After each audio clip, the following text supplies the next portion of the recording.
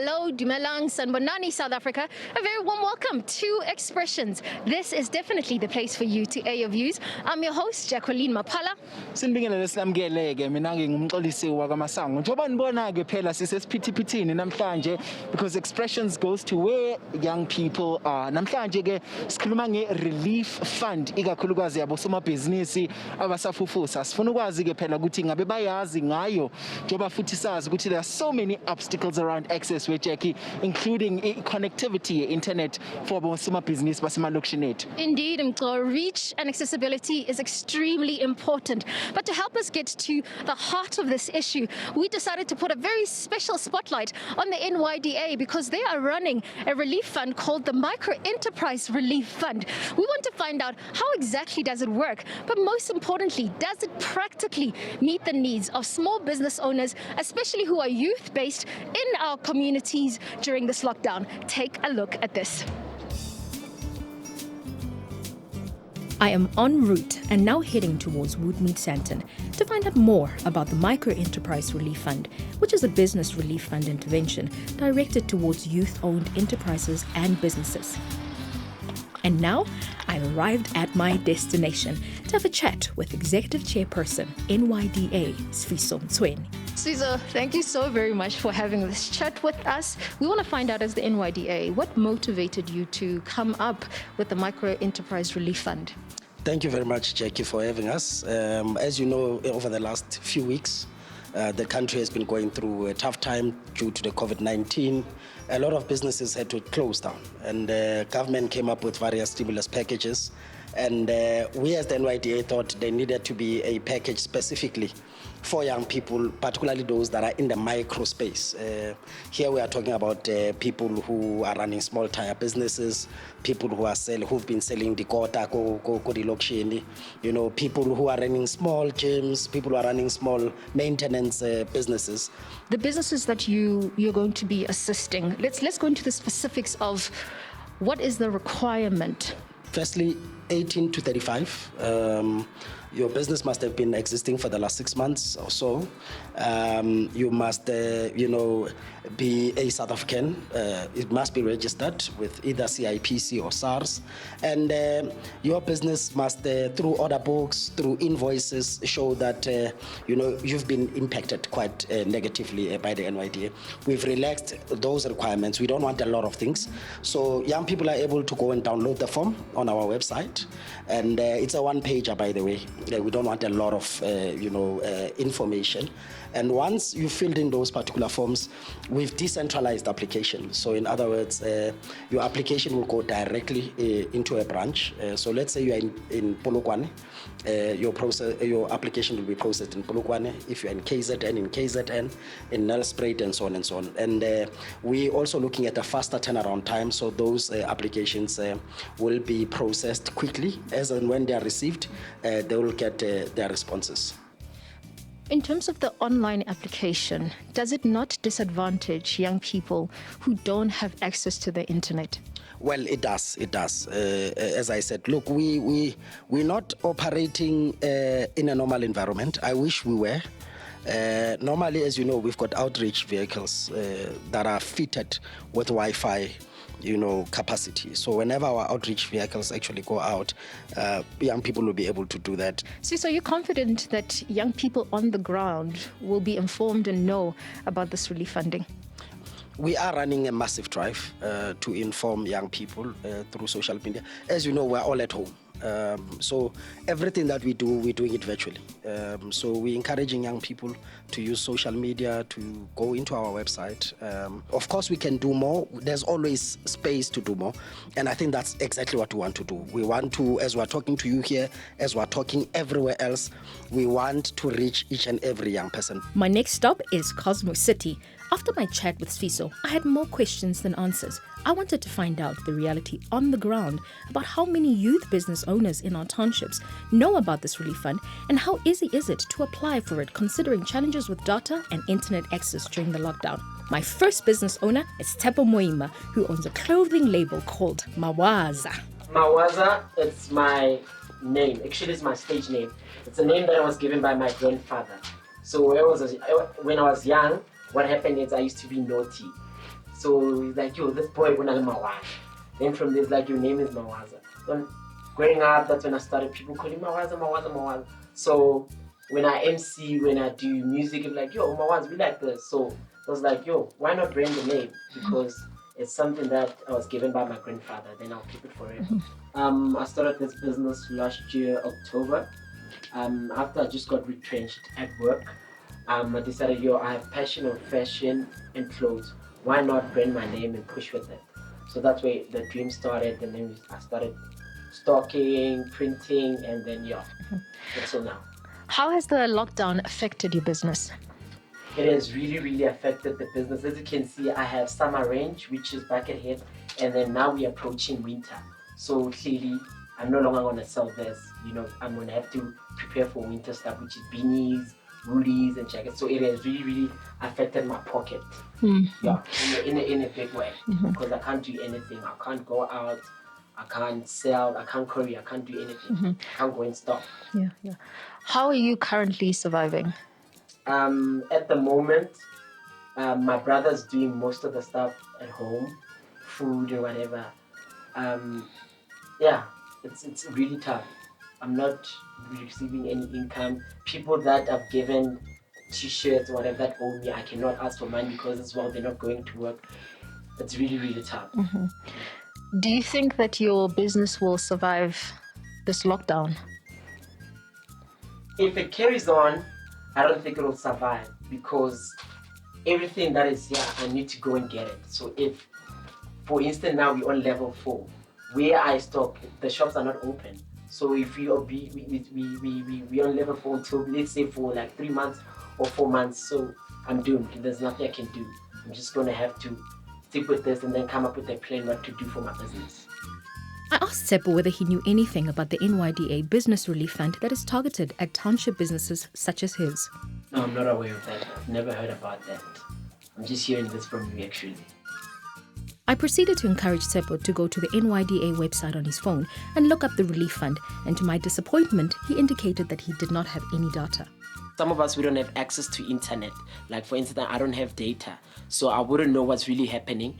I think they must just strategize a way that we can also get access without the internet. Probably we see it on TV or on the news, something like that. I think that would really, really help us. But at the moment, I don't know anything about it because I don't have money to purchase data and read about it.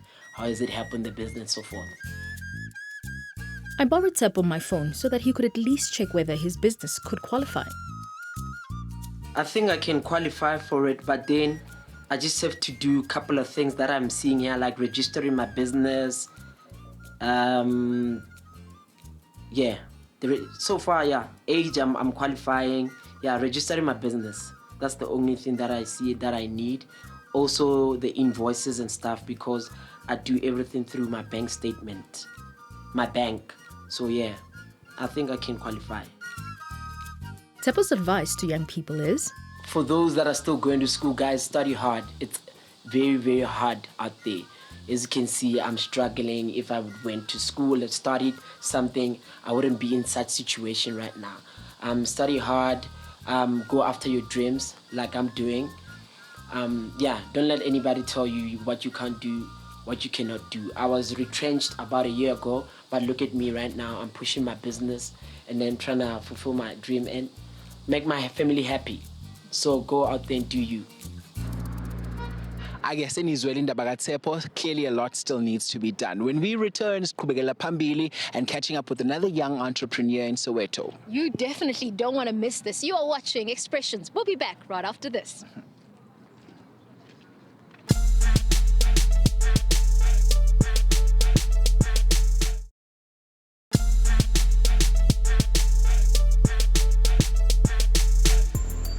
Expressions hit the streets to find out about the impact of the lockdown.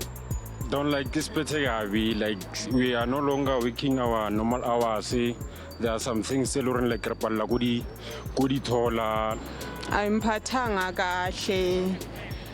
kahle, cause like abantu imali ayikho abantu abasebenzi yabo.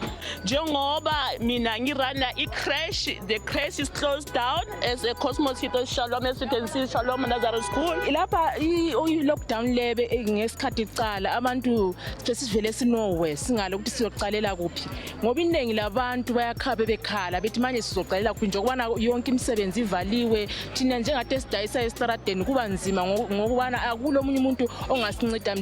I-lockdown i-affecta ibhizinisi yethu kabi njengoba nibona njengoba abantu bazivalele ezindlini nabona amaplate maningi kanjani ibhizinisi ayihambi abantu bazivalele ezindlini basaba ukuhamba endleleni ngenxa ye-lockdown asitholi next yokudla ngapha bathi kumele sithole ama-permit ukuthi sizothengisa la endleleni ama-metro amasoja namaphoyisa mabasithola sithengisa so bayasithathela iy'toko bayakhohlwa ukuthi thina abanye ukuze siphile kumele siphume endlini size la estradeni.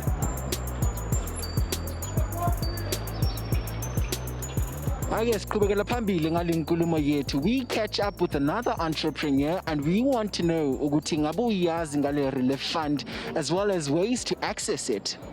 Take a look at this. So we are on location at our second and last destination. We are in Soweto, Go Protea Glen. We're going to meet another vibrant and dynamic young entrepreneur and a business owner, igama lakhe uNqobile Rathebe, and she owns a mobile car wash called No Trends. Now we're going to go inside and have a chat with her to find out how the lockdown has impacted her, but most importantly, what does she know about some of the relief funds that is available for her? Let's go inside and meet her. Okie dokie. All right. So, Ngobile, talk to us. What are we looking at right now? Okay, basically this is a waterless machine. It works. It's a car wash. I'm a car wash, so I work with this. It's waterless. I don't use water, so it has my works. It has my chemicals. It has everything that I need. Basically, this is my little car.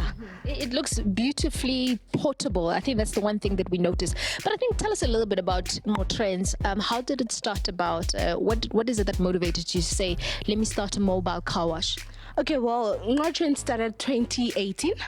I just finished my studies. I did financial management. So I decided instead of staying home and waiting for something, let me start my own thing.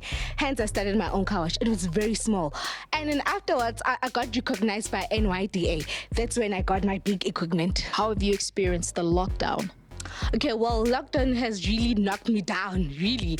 Okay, hence I work with schools. So since the schools locked down before the lockdown started, it was a difficult journey for me because if there's no clients, then there's definitely no money. I have stuff to pay, and at this point in time, we can't even pay them. I can't even do anything about it. We're just going through a whole lot of mess.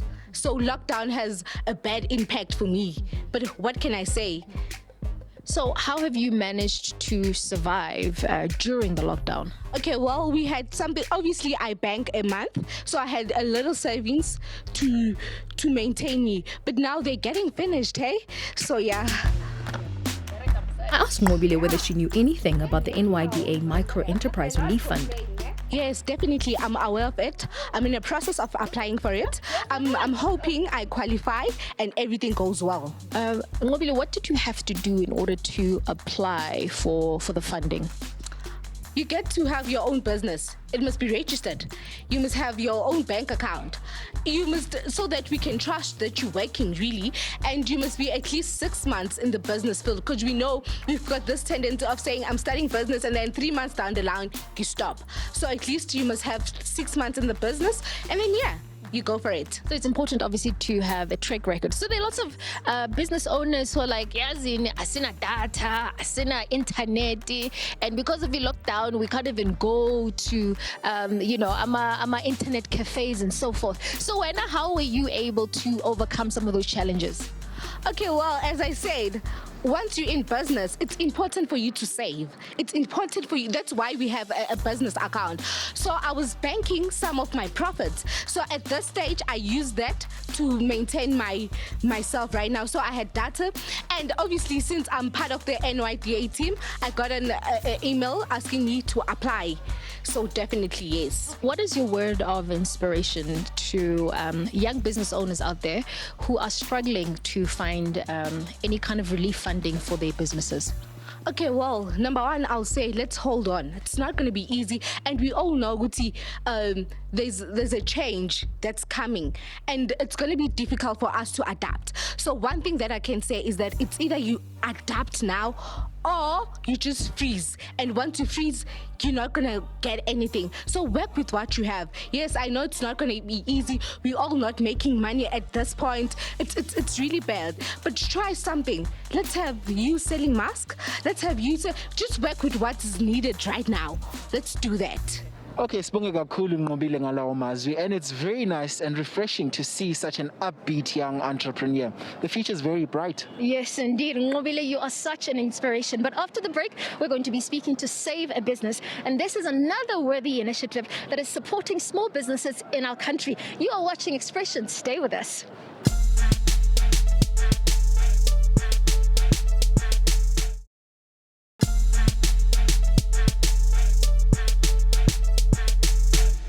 Welcome back, kusahlezi nathi khona la ku-Expressions. Weche khawungitshela, what happens when you bring together i-star power kanye nama-efforts ordinary South Africans who raise imali during a lockdown? Well, Mko, you obviously have Save a Business. Let's take a look at how they're making a difference in the lives of youth-based small businesses in our country. Take a look at this.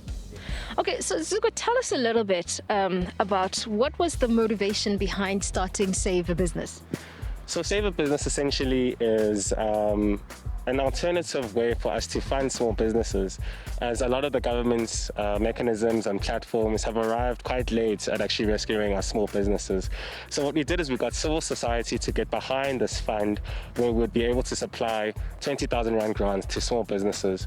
And we've had two very successful fundraising weeks where we've raised close to 750,000 Rand and given to more than 40 businesses whilst they wait for government relief. We've had some creative fundraising campaigns, one of them namely being a live set from DJ Black Coffee, where he would play a live set and would have donors come during the hour live set and actually donate to the cause.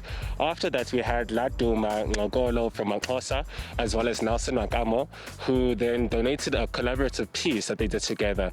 And these are leading African artists who are globally acclaimed, and Nelson has clients such as Oprah Winfrey, which made this piece extremely valuable. How do you select businesses that would eventually benefit from this relief fund?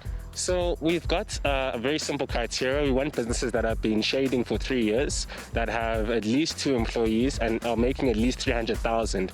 The reason why we've got that 300,000 revenue per year requirement is because we're giving out grants of 20,000 Rand, which needs to be in line with what they would be earning if this wasn't going to be a pandemic. So the relief we provided is mainly focused on township-based businesses as well as women-owned companies. And those are the people that we've been supporting the most. And is this an online application? And why have you guys chosen to go the online route? Correct. So it is an online application, and for obvious purposes during the COVID pandemic, we just want people to be able to engage with us on an online platform. Very simple, that we just want you to prove that you've been trading for 3 years, that you do have a small team of employees, and that you are making 300,000. From that point on, we just upload the documents onto the website, so everybody that wants to donate can see where their money is going to, can see the business and what they're trading in, can see who the owners are, and see what the money is going to be allocated for. So we as Expressions also wanted to actually get onto the ground and speak to beneficiaries from Save a Business, and we're going to speak to Leslie, and we're also going to speak to Letabo. I want to find out from you, what specifically about their businesses sort of stood out, and why did they end up benefiting from you? Sure. So Letabo has a shoe cleaning business which is based in Soweto. He's expanded out into Sandton, and this franchise is something that he really hit the ground hard with, and came from the township into the city, and obviously was very hard hit. So we loved his story. We loved his narrative of a young black township entrepreneur who's expanding out into reaching these new markets, and this is why we supported him.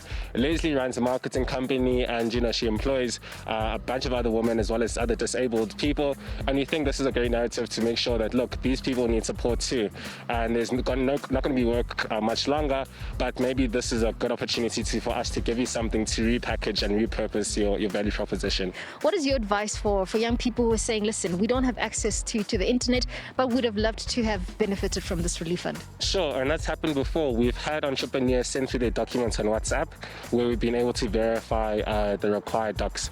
So our number is on the website, and entrepreneurs may be able to contact us there and send our documents on WhatsApp. As Expressions, we hear how Save a Business has impacted business owners Leslie and Letabo.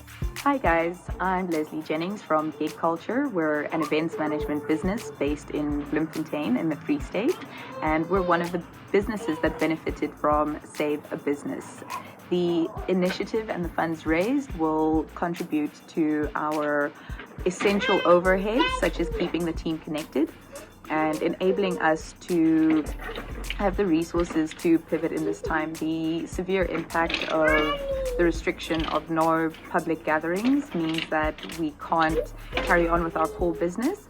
However, the funds raised through Save a Business will help us pay for essential overheads, such as car repayments and our connectivity, keeping the team connected, while we use this time for an essential change in direction in our core business. I'd just like to give a big thanks to Zuko and his team at Save a Business.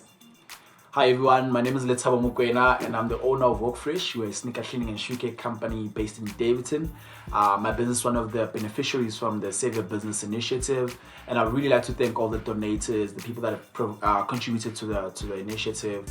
And this money has helped us keep the food on the table for my employees and to also keep the business out of debt. So I'm really grateful. Thank you so much to everyone. Thank you. Clearly, platforms such as Expressions play an important role in informing the youth about such relief fund initiatives. But because the applications are online, the issue of access will continue to be a problem, especially for township business owners. I sat down and spoke to Africa Mkangala, president of the Youth Economic Alliance, to find out a way forward. First thing is we do understand them, we know them, but it's to really care about them. And then secondly is communities should actually realize and play a bigger role in sustaining them. So governments will always have so much money available. Kodwa into ebalulekile ukuthi umphakathi ubambisane. You have a choice. You drive by, go to a big retailer, purchase there for a higher price, then buy at the person in the corner for a lower price. That's your choice. So it's just for us to change our choices. Africa says that young people can make a difference in the success of youth-owned businesses in our community. Let us work together. Let us pool the little resources that we have and make an imprint. Let me buy my blocks, my cement from the local guy who makes it, rather than the big guys. The big guys already have big contracts. The same with food, the same with services. That should be our general attitude, that by uplifting my neighbor and someone in my community, I'm uplifting the community at large and therefore uplifting myself. Ake sibeka lapho namhlanje sikhulumisene phela neinhlangano ehlukahlukene kanye nabosomabhizinisi abasafufusa. It is no secret ukuthi bona that have been most hard hit by COVID-19 kanye nayo le lockdown. Futhi ke kusenjalo siyazi ke Jackie ukuthi there's still a long way to go, right? Indeed, Mko, that is absolutely true. And as Expressions, we want to say to young business owners out there, please do not give up. Empower yourself with as much information as you possibly can. We've also left details of the NYDA relief funding information just at the bottom of our screens. And we urge you and we encourage you, please, please, please use it. And we've come to the end of our show. Thank you so very much for watching. We hope we've inspired you and encouraged you as a small business owner. From me, Jacqueline Mapala, and the rest of the Expression team, thank you so very much for watching. We'll see you next week. Bye.